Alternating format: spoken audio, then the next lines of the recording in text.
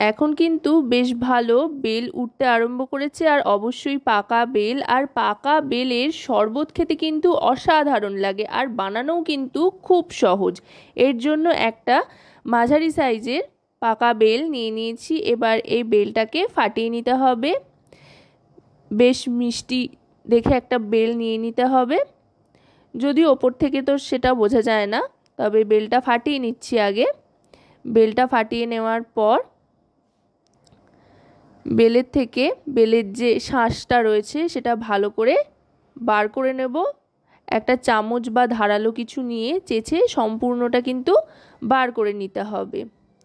দানা শাঁস সমস্তটাই প্রথম পর্বে কিন্তু চেঁচে বার করে নিতে হবে। আমি এখানে একটা ছোট হাতা চামচ নিয়ে নিয়েছি, সেটার সাহায্যেই কিন্তু ভালো করে চেঁচে বার করে নিচ্ছি। একটা বড় সাইজের পাত্রের মধ্যে নিয়ে নিচ্ছি। এইভাবে গোটাটা চেঁচে বার করে নেব। এটা কিন্তু বানানো খুবই সহজ, আর গরমকালে খেতেও দারুণ লাগে, পেটও ঠান্ডা হয়, মুখের স্বাদও ফেরে। আপনারা কিন্তু যে কোনো দিনই এটা বানিয়ে নিতে পারেন। আর যেদিন উপোস করলেন বা কোনো ব্রত রাখলেন সেদিন কিন্তু ব্রত ভঙ্গের পর বা উপোস ভঙ্গের পরও এই রেসিপিটা বা এই শরবতটা বানিয়ে নিতে পারেন। এবার এগুলো একটু হাত দিয়ে চটকে নিচ্ছি, আর যতদূর সম্ভব দানাগুলো একটু একটু করে ছাড়িয়ে নিচ্ছি বেলের। আর তার সাথে একটু জল মিশিয়ে নিচ্ছি। আমি এখানে ঠান্ডা জলের ব্যবহার করছি। আপনারা যদি চান তো রুম টেম্পারেচারের জল দিয়েও কিন্তু বানাতে পারেন, তবে ঠান্ডা জল দিয়ে বানালে কিন্তু বেশি ভালো লাগে। ঠান্ডা জল দিয়ে এবার এটা একটু মেখে নিচ্ছি। কাতটাকে মেখে নিয়ে এবার একটা ছাঁকনি বা চালন যে কোনো কিছুর একটা সাহায্য নিয়ে ভালো করে শাঁসটাকে একেবারে মিহি করে নেব, যাতে কোনো রকমের আঁশ বা দানা না থাকে তার জন্য। এবার ভালো করে হাতের সাহায্যেই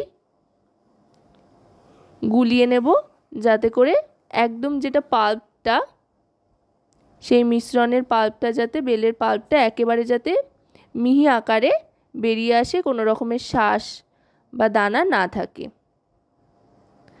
দেখুন এতটা আঁশ আর দানা বেরিয়ে এসছে, বাদবাকি যে পাল্পটা বা বেলের যে রসটা সেটা কিন্তু এই বড় বাটির মধ্যে নিয়ে নিয়েছি।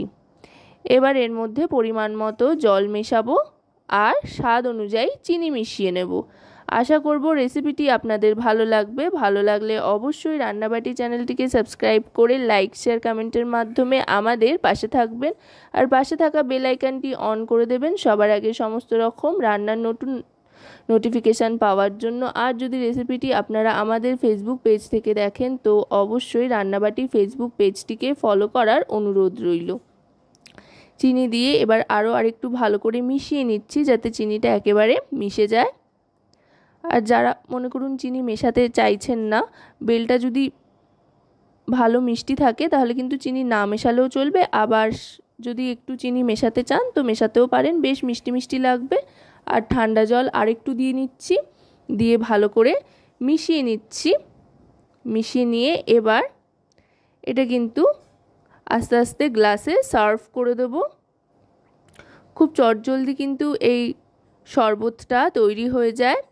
হাতে 5 মিনিট সময় থাকলেই কিন্তু এটা আপনারা তৈরি করে নিতে পারবেন, আর তৈরি করে চাইলে আপনারা ফ্রিজে রেখেও দিতে পারবেন যতক্ষণ ইচ্ছে।